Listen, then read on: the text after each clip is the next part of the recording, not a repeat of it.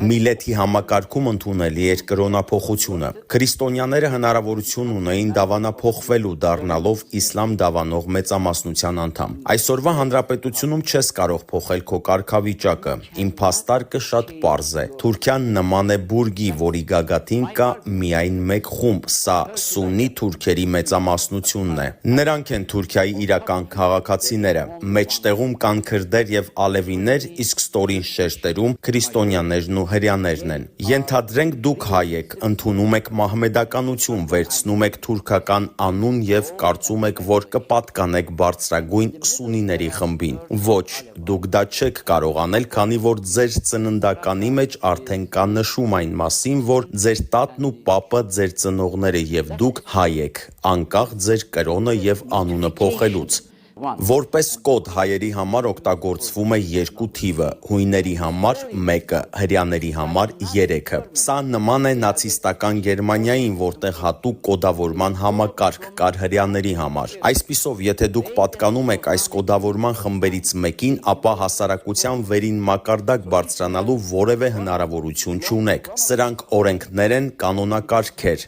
Եթե Թուրքիան ցանկանում է լինել ժողովրդավարական երկիր, մենք պետք է փոխենք բոլոր այս օրենքներն ու կանոնակարգերը։